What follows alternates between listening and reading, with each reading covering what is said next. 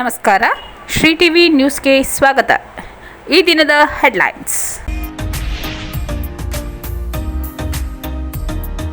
SSLC ಫಲಿತಾಂಶ ಸುಧಾರಣೆಗೆ ವಿಶೇಷ ಗಮನ ಹರಿಸಿ ವಿದ್ಯಾರ್ಥಿಗಳನ್ನು ಸಜ್ಜುಗೊಳಿಸಿ ಜಿಲ್ಲಾ ಪಂಚಾಯತ್ ಸಿಇಒ ಮುನಾರೋತ್. ಅರ್ಥಪೂರ್ಣವಾಗಿ ನಡೆದ ಸಿಮ್ಸ್ ನರ್ಸಿಂಗ್ ವಿದ್ಯಾರ್ಥಿಗಳ ಪ್ರತಿಜ್ಞಾವಿಧಿ ಕಾರ್ಯಕ್ರಮ.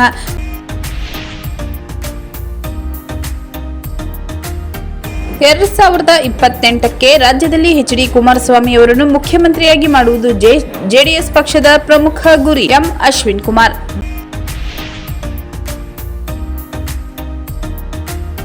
ಸ್ಕೇಟಿಂಗ್ ಮಕ್ಕಳಲ್ಲಿ ಆತ್ಮವಿಶ್ವಾಸ ಹೆಚ್ಚಿಸುತ್ತದೆ, ಶ್ರೀನಿಧಿ ಕುದೇರ್ ಸಲಹೆ.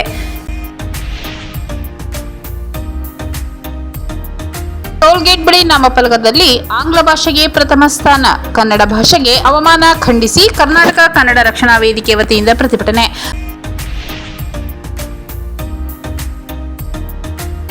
ವಿಶೇಷ ಪ್ರಾಣಿ ಬ್ಲ್ಯಾಕ್ ಫಾಕ್ಸ್ ಕಪ್ಪು ನರಿ ವನ್ಯಜೀವಿ ಛಾಯಾಗ್ರಾಹಕರ ಕ್ಯಾಮೆರಾ ಖಂಡಿಗೆ. ಕಾಡಿನಿಂದ ನಾಡಿಗೆ ಬಂದ ಜಿಂಕೆ ರಕ್ಷಣೆ, ಕುರುಬರಹುಂಡಿಯಲ್ಲಿ ಘಟನೆ.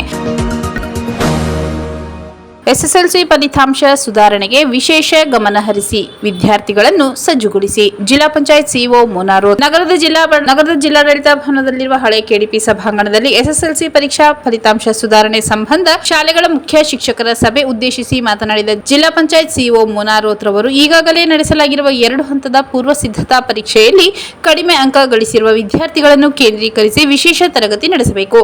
ಯಾವ ವಿಷಯದಲ್ಲಿ ವಿದ್ಯಾರ್ಥಿಗಳು ಹಿಂದೆ ಉಳಿದಿದ್ದಾರೆಂಬುದನ್ನು ತಿಳಿದು ಅವರಿಗೆ ಬೆಳಗ್ಗೆ ಹಾಗೂ ಸಂಜೆ ಅವಧಿಯಲ್ಲಿ ಹೆಚ್ಚುವರಿ ತರಗತಿ ಏರ್ಪಡಿಸಿ ವಿಶೇಷ ಬೋಧನೆ ಮನವರಿಕೆ ಮಾಡಿಕೊಡಬೇಕು. ಎಸ್ಎಸ್ಎಲ್ಸಿ ಫಲಿತಾಂಶ ಉತ್ತಮವಾಗಲು ವಿದ್ಯಾರ್ಥಿಗಳಿಗೆ ಉಳಿದಿರುವ ಸಮಯದಲ್ಲಿ ವಿಶೇಷ ಕಲಿಕಾ ಕ್ರಮಗಳ ಮೂಲಕ ಸಜ್ಜುಗೊಳಿಸಬೇಕು ಎಂದರು. ವಸತಿ ಶಾಲೆ ಹಾಸ್ಟೆಲ್ಗಳಲ್ಲಿ ವಿಶೇಷ ಬೋಧನೆ ತರಗತಿ ಮಾಡಬೇಕು. ವಸತಿ ಶಾಲಾ ಶಿಕ್ಷಕರು ಕಡ್ಡಾಯವಾಗಿ ಶಾಲೆಯಲ್ಲಿಯೇ ಉಳಿದು ವಿದ್ಯಾರ್ಥಿಗಳಿಗೆ ಮಾರ್ಗದರ್ಶನ ನೀಡಬೇಕು. ಹಾಸ್ಟೆಲ್ ವಾರ್ಡನ್ಗಳು ಮಕ್ಕಳ ಕಲಿಕೆ ಬಗ್ಗೆ ನಿರಂತರವಾಗಿ ಗಮನವಿರಬೇಕು ಹಾಗೂ ಯಾವುದೇ ಸಮಸ್ಯೆ ಇದ್ದರೆ ಕೂಡಲೇ ಗಮನಕ್ಕೆ ತರುವಂತೆ ಸಿಇಒ ತಿಳಿಸಿದರು. ಶಾಲೆಗಳಲ್ಲಿ ಮಕ್ಕಳು ಗೈರು ಹಾಜರಾದರೆ ಕೂಡಲೇ ಪೋಷಕರ ಮನೆಗೆ ತೆರಳಿ ವಿಚಾರಣೆ ನಡೆಸಬೇಕು. ಪೋಷಕರ ಸಭೆ ಕರೆದು ವಿದ್ಯಾರ್ಥಿಗಳ ಅಧ್ಯಯನ ಪರೀಕ್ಷಾ ಸಿದ್ಧತೆ ಬಗ್ಗೆ ಸೂಕ್ತ ಮಾಹಿತಿ ನೀಡಬೇಕು. ವಿದ್ಯಾರ್ಥಿ ಉತ್ತಮ ಫಲಿತಾಂಶಕ್ಕೆ ಈಗಿನಿಂದಲೇ ಉತ್ತೇಜಿಸಬೇಕು. ನೋಡಲ್ ಅಧಿಕಾರಿಗಳು ಶಾಲೆಗಳಿಗೆ ಭೇಟಿ ನೀಡಿ ಹೇಗೆ ವಿದ್ಯಾರ್ಥಿಗಳು ಪರೀಕ್ಷೆಗೆ ತಯಾರಾಗುತ್ತಿದ್ದಾರೆಂಬುದರ ಬಗ್ಗೆ ಪರಿಶೀಲನೆ ನಡೆಸಿ ವರದಿ ನೀಡಬೇಕೆಂದರು. ಹಬ್ಬ ಇನ್ನಿತರ ವಿಶೇಷ ಸಂದರ್ಭಗಳಲ್ಲಿ ವಿದ್ಯಾರ್ಥಿ ಗೈರು ಹಾಜರಾದರೆ ಅಂತಹ ವಿದ್ಯಾರ್ಥಿಗಳಿಗೆ ಪಠ್ಯಕ್ರಮ ಪೂರ್ಣವಾಗಲು ವಿಶೇಷ ತರಗತಿ ಕೈಗೊಂಡು ಸಂಪೂರ್ಣವಾಗಿ ಪರೀಕ್ಷೆಗೆ ಸಿದ್ಧಗೊಳಿಸಬೇಕು ಎಂದರು. ಶಾಲಾ ಶಿಕ್ಷಣ ಇಲಾಖೆ ಉಪನಿರ್ದೇಶಕ ಚಂದ್ರ ಪಾಟೀಲ್, ಜಿಲ್ಲಾ ಶಿಕ್ಷಣ ಮತ್ತು ತರಬೇತಿ ಸಂಸ್ಥೆ ಪ್ರಾಂಶುಪಾಲರಾದ ಕಾಶಿನಾಥ್ ಸಭೆಯಲ್ಲಿ ಉಪಸ್ಥಿತರಿದ್ದರು. ಅರ್ಥಪೂರ್ಣವಾಗಿ ನಡೆದ ಸಿಮ್ಸ್ ನರ್ಸಿಂಗ್ ವಿದ್ಯಾರ್ಥಿಗಳ ಪ್ರತಿಜ್ಞಾವಿಧಿ ಕಾರ್ಯಕ್ರಮ. ಹಿರಿಯ ಸಿವಿಲ್ ನ್ಯಾಯಾಧೀಶರು ಹಾಗೂ ಜಿಲ್ಲಾ ಕಾನೂನು ಸೇವೆಗಳ ಪ್ರಾಧಿಕಾರದ ಸದಸ್ಯ ಕಾರ್ಯದರ್ಶಿಗಳ ಈಶ್ವರ್ ಅವರು ಸಿಮ್ಸ್ ನರ್ಸಿಂಗ್ ಕಾಲೇಜಿನ 6ನೇ ಬ್ಯಾಚಿನ ವಿದ್ಯಾರ್ಥಿಗಳಿಗೆ ದೀಪ ಬೆಳಗುವಿಕೆ ಮತ್ತು ಪ್ರತಿಜ್ಞಾವಿಧಿ ಕಾರ್ಯಕ್ರಮವನ್ನು ಉದ್ಘಾಟಿಸಿ ಮಾತನಾಡಿದರು. ಕಾರ್ಯಕ್ರಮದ ಅಧ್ಯಕ್ಷತೆ ವಹಿಸಿದ್ದ ಚಾಮರಾಜನಗರ ವೈದ್ಯಕೀಯ ವಿಜ್ಞಾನಗಳ ಸಂಸ್ಥೆಯ ಡೀನ್ ಹಾಗೂ ನಿರ್ದೇಶಕ ಡಾಕ್ಟರ್ ಎಚ್.ಜಿ. ಮಂಜುನಾಥ್ ವಿದ್ಯಾರ್ಥಿಗಳಿಗೆ ಶುಭ ಹಾರೈಸಿದರು. ಮೈಸೂರು ಎಂಎಂಸಿಆರ್ಐ ಸರ್ಕಾರಿ ನರ್ಸಿಂಗ್ ಕಾಲೇಜ್ ಪ್ರಾಂಶುಪಾಲರಾದ ಡಾಕ್ಟರ್ ನಂದಪ್ರಕಾಶ್ ವಿದ್ಯಾರ್ಥಿಗಳಿಗೆ ಶುಶ್ರೂಷಾ ವೃತ್ತಿಯ ಬಗ್ಗೆ ವಿಶೇಷತೆ ಹಾಗೂ ಶಿಸ್ತು ಪಾಲನೆ ಕುರಿತು ತಿಳಿಸಿದರು. ಇದೇ ವೇಳೆ ಅತಿ ಹೆಚ್ಚು ಅಂಕ ಗಳಿಸಿದ ನರ್ಸಿಂಗ್ ವಿದ್ಯಾರ್ಥಿಗಳನ್ನು ಸನ್ಮಾನಿಸಿ ಗೌರವಿಸಲಾಯಿತು.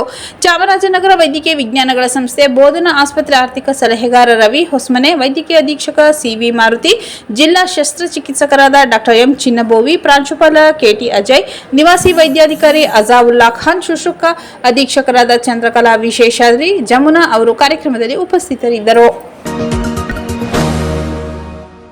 2028ಕ್ಕೆ ರಾಜ್ಯದಲ್ಲಿ ಎಚ್.ಡಿ. ಕುಮಾರಸ್ವಾಮಿ ಅವರನ್ನು ಮುಖ್ಯಮಂತ್ರಿಯಾಗಿ ಮಾಡುವುದು ಜೆಡಿಎಸ್ ಪಕ್ಷದ ಪ್ರಮುಖ ಗುರಿ ಎಂ. ಅಶ್ವಿನ್ ಕುಮಾರ್. ಜೆಡಿಎಸ್ ಪಕ್ಷದ ಮೈಸೂರು ಜಿಲ್ಲಾಧ್ಯಕ್ಷರಾಗಿ ಆಯ್ಕೆಯಾದ ಎಂ. ಅಶ್ವಿನ್ ಕುಮಾರ್ ಅವರನ್ನು ಸನ್ಮಾನಿಸಲು ಟಿ. ನರಸೀಪುರ ಪಟ್ಟಣದ ಜೆಎಸ್ಎಸ್ ಸಭಾಭವನದಲ್ಲಿ ಕ್ಷೇತ್ರ ಜಾತ್ಯತೀತ ದಳ ಪಕ್ಷದ ವತಿಯಿಂದ ಶನಿವಾರ ಹಮ್ಮಿಕೊಳ್ಳಲಾಗಿದ್ದ ಕಾರ್ಯಕ್ರಮದಲ್ಲಿ ಸನ್ಮಾನ ಸ್ವೀಕರಿಸಿ ಮಾತನಾಡಿದ ಮಾಜಿ ಶಾಸಕ ಹಾಗೂ ಮೈಸೂರು ಜಿಲ್ಲಾ ಗ್ರಾಮಾಂತರ ಜೆಡಿಎಸ್ ಅಧ್ಯಕ್ಷ ಎಂ. ಅಶ್ವಿನ್ ಕುಮಾರ್ ಮಾತನಾಡಿದರು. ರಾಜಕಾರಣಕ್ಕೆ ಆಕಸ್ಮಿಕವಾಗಿ ಬಂದ ನನ್ನನ್ನು ಕ್ಷೇತ್ರದ ಜನತೆ ಸ್ವೀಕಾರ ಮಾಡಿದ ರೀತಿಯನ್ನು ಎಂದಿಗೂ ಮರೆಯಲು ಸಾಧ್ಯವಿಲ್ಲ. ಸಾಮಾನ್ಯ ಜಿಲ್ಲಾ ಪಂಚಾಯತ್ ಸದಸ್ಯನಾಗಿದ್ದ ನನ್ನನ್ನು ಪ್ರಭಾವಿ ಶಾಸಕರ ಎದುರಲ್ಲಿ ಚುನಾವಣೆಗೆ ನಿಲ್ಲಿಸಿ 28,000 ಅಧಿಕ ಮತಗಳ ಅಂತರದಿಂದ ಗೆಲ್ಲಿಸಿದ ಕ್ಷೇತ್ರದ ಜನತೆಯ ಪ್ರೀತಿ ವಿಶ್ವಾಸಕ್ಕೆ ನಾನು ಆಭಾರಿಯಾಗಿದ್ದೇನೆ. ಮುಂದೆ ನಮ್ಮ ಗುರಿ 2028 2028ರ ವಿಧಾನಸಭಾ ಚುನಾವಣೆಯಲ್ಲಿ ನಮ್ಮ ಹಿಡಿತದಿಂದ ಬಿಟ್ಟು ಹೋಗಿರುವ ಈ ಕ್ಷೇತ್ರವನ್ನು ಮತ್ತೆ ನಮ್ಮ ತೆಕ್ಕೆಗೆ ತೆಗೆದುಕೊಳ್ಳುವುದರ ಜೊತೆಗೆ ಎಚ್ ಡಿ ಕುಮಾರಸ್ವಾಮಿ ಅವರನ್ನು ಮತ್ತೊಮ್ಮೆ ಮುಖ್ಯಮಂತ್ರಿ ಮಾಡುವುದಾಗಿದೆ.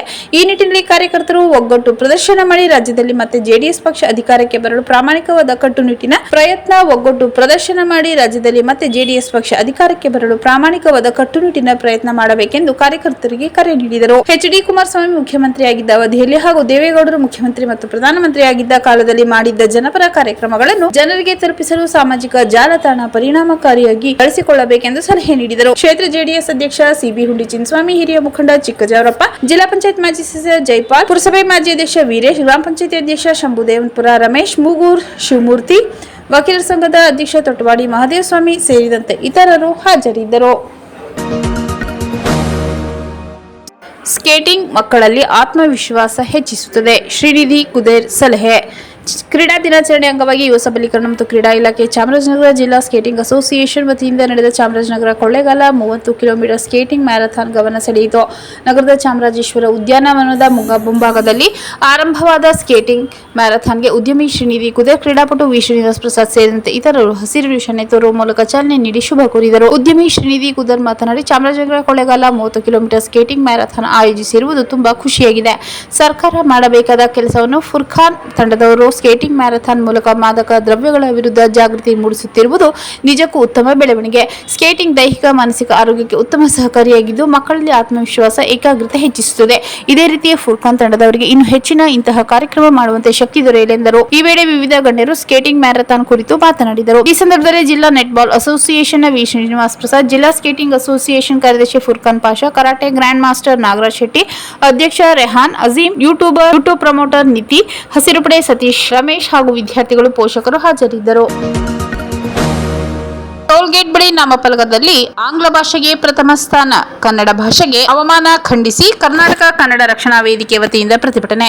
ಮೈಸೂರಿನಿಂದ ನಂಜನಗೂಡಿಗೆ ಹೊರಡುವ ಟೋಲ್ ಬಳಿ ನಾಮಫಲಕದಲ್ಲಿ ಪ್ರಥಮ ಭಾಷೆಯನ್ನು ಆಂಗ್ಲ ಭಾಷೆಯಲ್ಲಿ ಬರೆಸಿರುವುದನ್ನು ಖಂಡಿಸಿ ಕರ್ನಾಟಕ ಕನ್ನಡ ರಕ್ಷಣಾ ವೇದಿಕೆ ಜಿಲ್ಲಾ ಘಟಕದ ವತಿಯಿಂದ ರಾಜ್ಯಾಧ್ಯಕ್ಷ ಚಾಗು ನಾಗರಾಜ್ ನೇತೃತ್ವದಲ್ಲಿ ಟೋಲ್ ಗೇಟ್ ಬಳಿ ಜಮಾಯಿಸಿ ಟೋಲ್ ಟೆಂಡರ್ ಮಾಲೀಕನ ವಿರುದ್ಧ ಹಾಗೂ ಜಿಲ್ಲಾ ಆಡಳಿತದ ವಿರುದ್ಧ ಧಿಕ್ಕಾರದ ಘೋಷಣೆಯನ್ನು ಕೂಗಿ ಆಕ್ರೋಶ ಹೊರಪಡಿಸಿದರು.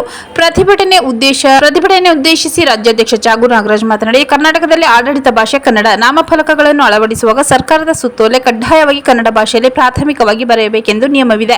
ನಿಯಮವನ್ನು ಉಲ್ಲಂಘಿಸಿ ಟೋಲ್ನಲ್ಲಿ ಮಾಲೀಕರು ಆಂಗ್ಲ ಭಾಷೆಯಲ್ಲಿ ಬರೆಸಿರುವುದು ಅತ್ಯಂತ ಖಂಡನೀಯ. ಇದನ್ನು ಕರ್ನಾಟಕ ಕನ್ನಡ ರಕ್ಷಣಾ ವೇದಿಕೆ ತೀವ್ರವಾಗಿ ಖಂಡಿಸುತ್ತದೆ. ನಮ್ಮ ಭಾಷೆಗಾಗಿ ಕನ್ನಡ ಚಳವಳಿಗಾಗಿ 1905ನೇ ಇಸವಿಯಿಂದ 1956ರವರೆಗೂ ಹೋರಾಟ ನಡೆಸಿ ನಮಗೆ ಕರ್ನಾಟಕದ ಏಕೀಕರಣಕ್ಕೆ ಮತ್ತು ನಮ್ಮ ಕನ್ನಡ ಭಾಷೆಗೆ 2004ರಲ್ಲಿ ಶಾಸ್ತ್ರೀಯ ಸ್ಥಾನಮಾನ ಸಿಕ್ಕಿದೆ. ನಮ್ಮ ಭಾಷೆಗೆ 2500 ವರ್ಷಕ್ಕೂ ಹೆಚ್ಚಿನ ಇತಿಹಾಸವಿದೆ. ಕನ್ನಡ ಭಾಷೆಗಿರುವ ಲಿಪಿ ಯಾವ ಭಾಷೆಗಳಿಗೂ ಇಲ್ಲ. ಅಂತಹ ಭಾಷೆಯನ್ನು ಅಪಮಾನ ಮಾಡಿರುವುದು ಸರಿಯಾದ ಕ್ರಮವಲ್ಲ. ನಮಗೆ ಶಾಸ್ತ್ರೀಯ ಸ್ಥಾನಮಾನ ಸಿಕ್ಕಿರುವುದು ಕನ್ನಡ ಭಾಷೆಯನ್ನು ಇಡೀ ವಿಶ್ವಕ್ಕೆ ಹರಡುವುದಕ್ಕಾಗಿ. ಜಿಲ್ಲಾಡಳಿತ ಇದರ ಬಗ್ಗೆ ಯಾವುದೇ ಕ್ರಮ ಕೈಗೊಳ್ಳದೇ ಇರುವುದು ನಾಚಿಕೆಗೇಡಿನ ಸಂಗತಿ.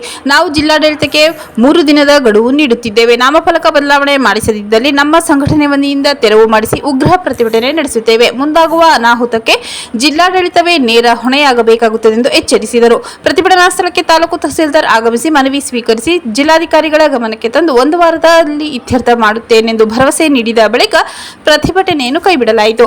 ಪ್ರತಿಭಟನೆಯಲ್ಲಿ ಮೈಸೂರು ಜಿಲ್ಲಾಧ್ಯಕ್ಷ ಸಂತೋಷ್, ಪ್ರಧಾನ ಕಾರ್ಯದರ್ಶಿ ಗೌತಮ್ ವಿಶ್ವಕರ್ಮ, ಖಜಾಂಚಿ ಅನುರಾಜ್ ಗೌಡ, ಸಿಂಧುವಳ್ಳಿ ಶಿವಕುಮಾರ್, ಉಪಾಧ್ಯಕ್ಷ ಕೀರ್ತಿಕುಮಾರ್, ಹೊನ್ನರ ಶೆಟ್ಟಿ ಹುಂಡಿ, ಎಂ ದೇವರಾಜ್, ಮಲ್ಲಯ್ಯನಪುರ ದೊರೆಸ್ವಾಮಿ, ಚಿಯಾನ್ಪಾಲ್ ಮತ್ತಿತರರು ಭಾಗವಹಿಸಿದ್ದರು.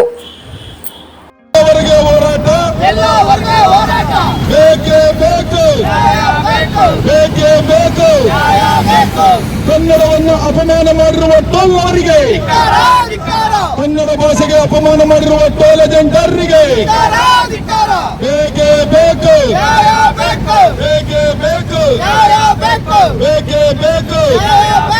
ಕನ್ನಡ ನಾಮಫಲಕವನ್ನು ಉಲ್ಲಂಘನೆ ಮಾಡಿರುವ ಟೋಲ್ ಅವರಿಗೆ, ಟೋಲ್ ಏಜೆಂಟರಿಗೆ, ಕನ್ನಡ ವಿರೋಧಿ ಟೋಲ್ ಏಜೆಂಟರಿಗೆ, ಕನ್ನಡವನ್ನು ರಕ್ಷಣೆ ಮಾಡಲು ಜಿಲ್ಲಾಡಳಿತ ವರ್ಗಕ್ಕೆ, ಕನ್ನಡ ನಾಮಫಲಕವನ್ನು ರಕ್ಷಣೆ ಮಾಡಲು ವಿಶೇಷ ಪ್ರಾಣಿ ಬ್ಲ್ಯಾಕ್ ಫಾಕ್ಸ್ ಕಪ್ಪು ನರಿ ವನ್ಯಜೀವಿ ಛಾಯಾಗ್ರಾಹಕರ ಕ್ಯಾಮೆರಾ ಖಂಡಿಗೆ. ಚಾಮರಾಜನಗರದ ಕೊಳ್ಳೇಗಾಲದಲ್ಲಿರುವ ಮುಡುಗುಂಡದಿಂದ ಬಿಳಿಗಿರಿ ರಂಗನ ಬೆಟ್ಟದ ವಡ್ಡಗೆರೆ ಕೆರೆ ಕಡೆಗೆ ಹೋಗುವ ರಸ್ತೆಯ ಬದಿಯ ಜಮೀನಿನಲ್ಲಿ ವಿಶೇಷವಾಗಿ ಎಲ್ಲೂ ಕಾಣಸಿಗದ ವಿಶೇಷ ಪ್ರಾಣಿ ನದಿ ಜಾತಿಗೆ ಸೇರಿದ ಬ್ಲ್ಯಾಕ್ ಫಾಕ್ಸ್ ಕಪ್ಪು ನರಿ ಕಾಣಿಸಿಕೊಂಡಿದೆ. ಈ ಚಿತ್ರವನ್ನು ಕಿರಣ್ ಮಿಠಾಯಿ ಕೊಳ್ಳೇಗಾಲ ಹಾಗೂ ನವೀನ್ ವನ್ಯಜೀವಿ ಛಾಯಾಗ್ರಾಹಕರು ತಮ್ಮ ಕ್ಯಾಮೆರಾದಲ್ಲಿ ಸೆರೆ ಹಿಡಿದಿದ್ದಾರೆ. ಕಾಡಿನಿಂದ ನಾಡಿಗೆ ಬಂದ ಜಿಂಕೆ ರಕ್ಷಣೆ. ಕುರುಬರಹುಂಡಿಯಲ್ಲಿ ಘಟನೆ. ಆಹಾರವನ್ನರಸಿ ಕಾಡಿನಿಂದ ನಾಡಿಗೆ ಬಂದು ಮನೆಯೊಳಗೆ ನುಗ್ಗಿದ್ದ ಜಿಂಕೆಯನ್ನು ರಕ್ಷಿಸಿ ಅರಣ್ಯ ಇಲಾಖೆ ಅಧಿಕಾರಿಗಳಿಗೆ ಒಪ್ಪಿಸಿದ ಘಟನೆ ಬಂಡೀಪುರ ಹುಲಿ ಸಂರಕ್ಷಿತ ಪ್ರದೇಶದ ಓಂಕಾರ ವಲಯಕ್ಕೆ ಸೇರಿದ ಕುರುಬರಹುಂಡಿ ಗ್ರಾಮದಲ್ಲಿ ನಡೆದಿದೆ. ಬೆಳ್ಳಂಬೆಳಗ್ಗೆ ಗ್ರಾಮದೊಳಗೆ ಕಾಣಿಸಿಕೊಂಡ ಜಿಂಕೆ ಏಕಾಏಕಿ ಹರೀಶ್ ಎಂಬುವರ ಮನೆಯೊಳಗೆ ನುಗ್ಗಿ ಕೆಲಕಾಲ ಆತಂಕ ಸೃಷ್ಟಿಸಿತ್ತು. ಕೂಡಲೇ ಅರಣ್ಯ ಇಲಾಖೆ ಅಧಿಕಾರಿಗಳಿಗೆ ಕರೆ ಮಾಡಿ ಮಾಹಿತಿ ನೀಡಿದ್ದು, ಮಾಹಿತಿ ತಿಳಿದ ಓಂಕಾರ ವಲಯ ಅರಣ್ಯಾಧಿಕಾರಿಗಳು ಸ್ಥಳಕ್ಕೆ ಬಂದು ಜಿಂಕೆಯನ್ನು ವಶಕ್ಕೆ ಪಡೆದು ಮರಳಿ ಕಾಡಿಗೆ ಬಿಡಲಾಗಿದೆ. ಮತ್ತೊಮ್ಮೆ ಮುಖ್ಯಾಂಶಗಳು. ಎಸ್ಎಸ್ಎಲ್ಸಿ ಫಲಿತಾಂಶ ಸುಧಾರಣೆಗೆ ವಿಶೇಷ ಗಮನ ಹರಿಸಿ ವಿದ್ಯಾರ್ಥಿಗಳನ್ನು ಸಜ್ಜುಗೊಳಿಸಿ. ಜಿಲ್ಲಾ ಪಂಚಾಯತ್ ಸಿಇಒ ಮುನಾರೋತ್. ಅರ್ಥಪೂರ್ಣವಾಗಿ ನಡೆದ ಸಿಮ್ಸ್ ನರ್ಸಿಂಗ್ ವಿದ್ಯಾರ್ಥಿಗಳ ಪ್ರತಿಜ್ಞಾವಿಧಿ ಕಾರ್ಯಕ್ರಮ.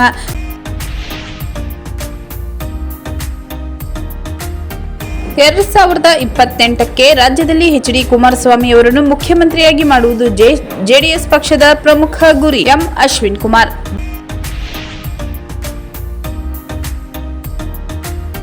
ಸ್ಕೇಟಿಂಗ್ ಮಕ್ಕಳಲ್ಲಿ ಆತ್ಮವಿಶ್ವಾಸ ಹೆಚ್ಚಿಸುತ್ತದೆ. ಶ್ರೀನಿಧಿ ಕುದೇರ್ ಸಲಹೆ.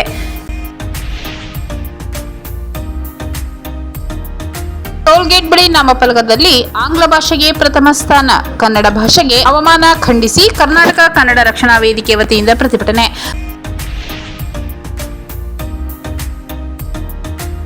ವಿಶೇಷ ಪ್ರಾಣಿ ಬ್ಲ್ಯಾಕ್ ಫಾಕ್ಸ್ ಕಪ್ಪು ನರಿ ವನ್ಯಜೀವಿ ಛಾಯಾಗ್ರಾಹಕರ ಕ್ಯಾಮೆರಾ ಖಂಡಿಗೆ. ಕಾಡಿನಿಂದ ನಾಡಿಗೆ ಬಂದ ಜಿಂಕೆ ರಕ್ಷಣೆ. ಕುರುಬರಹುಂಡಿಯಲ್ಲಿ ಘಟನೆ.